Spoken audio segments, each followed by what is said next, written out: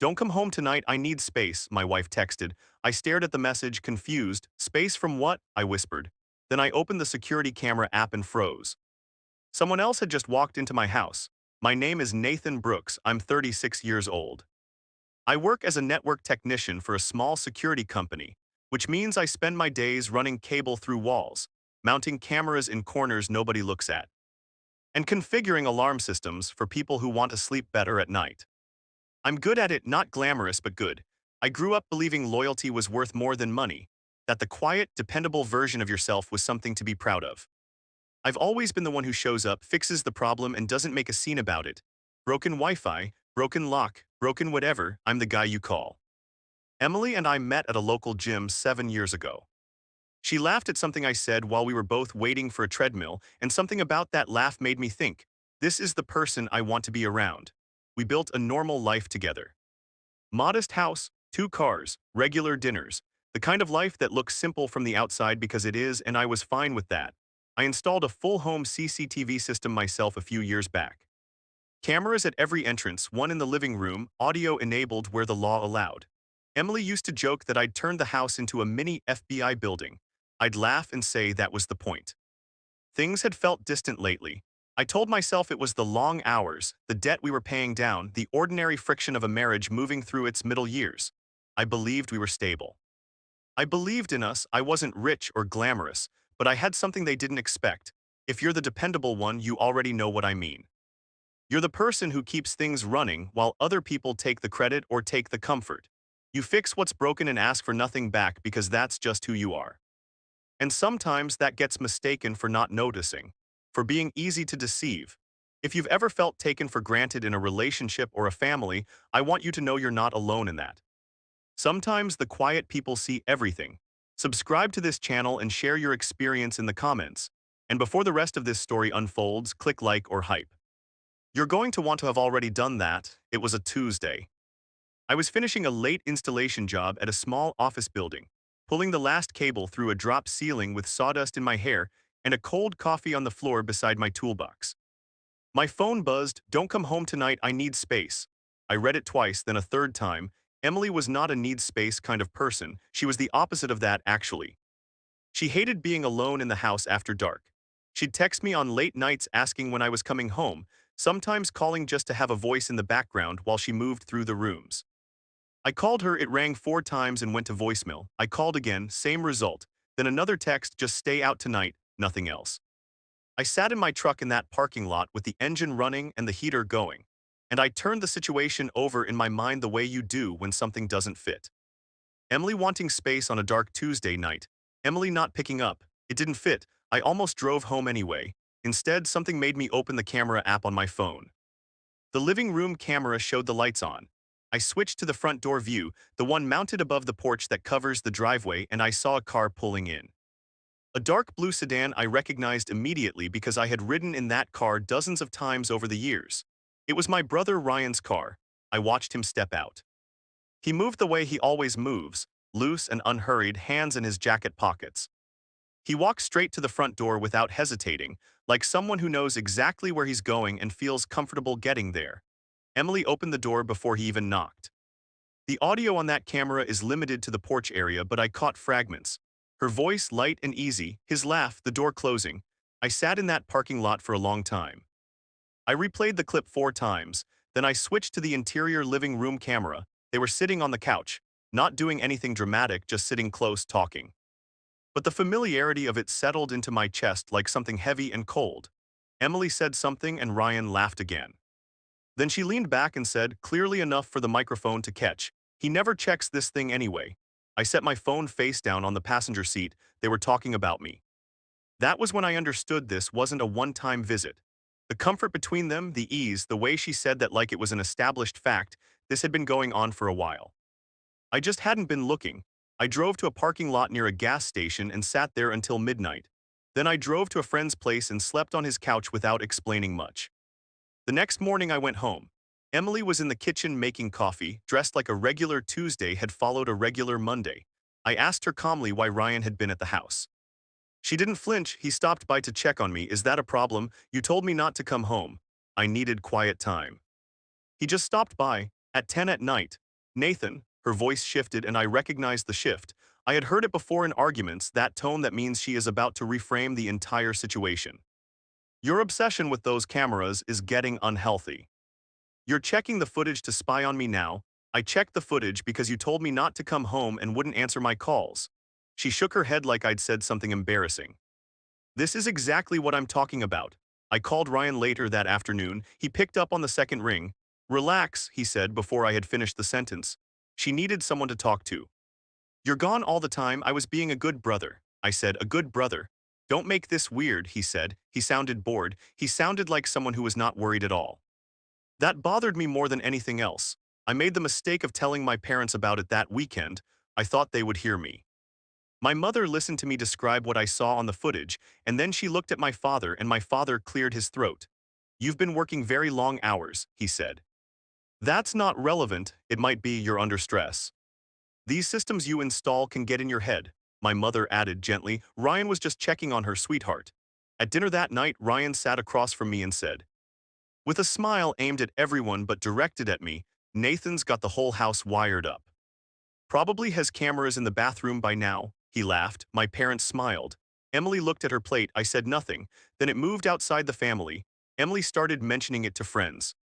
Nothing direct, just impressions, the kind of thing that doesn't accuse but implies. That Nathan was controlling, that the cameras made her feel watched. That she wasn't sure how much longer she could live like that. Her friends began looking at me differently at gatherings, that careful, measuring look people give someone they've been warned about. Ryan became her public defender, patient, reasonable, sympathetic, the kind of older brother who was just worried about his sister-in-law. That was the story being told, and I was not the one telling it. I understood what was happening. The narrative was being rewritten, and the person being rewritten out of his own life was me.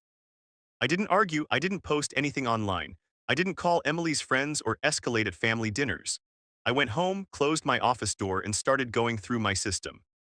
Here is what Emily and Ryan didn't fully understand about the security setup in that house. I had built it myself, which meant I knew every detail about it that they didn't.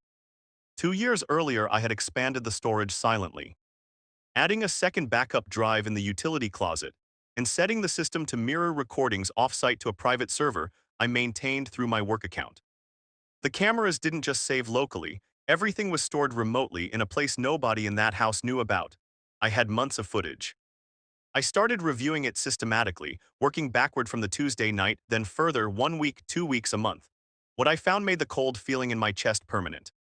Ryan had been in that house at least 11 times in the past 4 months, always on evenings when I was working late, always after Emily sent me some version of a message that kept me out longer. The visits were not innocent. In one recording from 6 weeks earlier, I heard Emily say, "If he won't leave on his own, we make him look like he's losing it." Ryan's response, quieter but audible, "The camera stuff is perfect. Everyone already thinks he's paranoid." In another, they discussed the house. The mortgage was in both our names, but Emily had been researching what would happen to property in a divorce if one partner was deemed emotionally unstable or controlling. What they didn't know was that every lie they told was already saved on a hard drive. I didn't panic, I organized. I labeled every file with a timestamp, pulled the audio clips that were clearest, and built a folder that told a story with a beginning, a middle, and an ending they hadn't written yet. Chris had been my closest friend since we were 12 years old. He now worked in digital forensics and IT security for a legal firm, which meant he spent his days doing exactly what I had spent my evenings doing, except professionally. I called him on a Thursday night and asked if he had a few hours. He drove over that weekend. We sat at my kitchen table with 2 laptops and a portable drive, and he went through everything with the careful, methodical attention of someone who does this for courtrooms. He verified timestamps, confirmed the chain of custody on the recordings, and cross-referenced the audio with the metadata. These are legally solid, he said, especially the off-site backups. No one can claim they were tampered with after the fact. He also said something I needed to hear: they're going to escalate before this is over. If they figure out you're building a case, they'll try to move first. Emily might try to get you out of the house before you can use any of this. He was right. Within 2 weeks, a meeting was called. Emily presented it as a family conversation. I arrived to find my parents already seated on the couch next to her, and Ryan standing near the window like he belonged there. The living room felt staged, and the air was thick with the particular tension of a room that has rehearsed itself. Emily spoke first. She said she was worried about me. She said the cameras had become an obsession. She said I was monitoring her movements, that she didn't feel safe, and that she thought I needed to speak to someone professionally. My mother reached over and touched Emily's hand. Ryan stepped forward. His voice was measured and kind, designed to sound reasonable. Nathan, nobody's attacking you. We just think maybe you should step away from the house for a while, get some perspective, until you're in a better place. I looked around the room, my parents nodding slowly. Emily composed and sad-eyed. Ryan with his hands in his pockets, certain this was already over. I said I'd like to show everyone something. I opened my laptop and connected it to the living room television, the screen filled with the camera interface I had built myself. I said nothing. I pressed play. The first clip was from 6 weeks earlier, Ryan walking through the front door. The second was the audio recording of Emily's voice saying, "We make him look like he's losing it." The third was them discussing the house, the divorce strategy, the property angle. All of it clear and time-stamped and impossible to misread. My mother's hand slowly left Emily's. Ryan said loudly, "That's edited, you can't trust anything he puts together." My phone rang. I accepted the call and switched it to speaker, then placed it on the table. Chris's voice came through, calm and precise. He identified himself, explained his professional credentials, and confirmed that every recording in the folder had been independently verified through metadata analysis. The timestamps were authentic. The files had not been altered. He offered to provide a written statement to any legal representative who requested one. The room had gone completely still. The only sound was the faint electronic hum of the television. Ryan looked at Emily. Emily looked at the floor. I closed the laptop. The divorce took 4 months. Emily did not contest the evidence. Her attorney advised her not to. The recordings were clear enough that any attempt to fight the property settlement on grounds of instability would have collapsed immediately. Ryan's relationship with my parents did not recover quickly. The damage from what they had seen and heard on that screen was not the kind that conversations repair. My mother called me 3 weeks later. She didn't say much, just that she was sorry she hadn't listened. I moved forward. I kept working. I kept building systems, kept fixing problems, kept being the quiet, dependable version of myself that some people mistake for having nothing to offer. But I knew something now that I hadn't known clearly enough before. Trust should never be blind. And the skills that people laugh at, the careful, technical, patient ones, are sometimes the only things standing between you and a story someone else is trying to write about you. They thought the cameras made me paranoid, but those cameras were the only reason the truth survived. If you've ever been made to feel like you were imagining something that turned out to be completely real, I want you to hear this. Trusting your instincts is not paranoia. Asking questions is not controlling behavior. And staying calm while you look for the truth is one of the bravest things a person can do. If you've experienced manipulation, gaslighting, or betrayal from someone close to you, share your story in the comments. This community is for people who have been through it and came out the other side. Subscribe, speak up, and click hype to help this story reach others who need it. Your story has power. If you felt a connection to mine, please subscribe and share your journey in the comments. Every hype you give this video helps someone else realize they're not alone. And maybe it gives them the courage to face their own truth. Thank you for being here and for listening.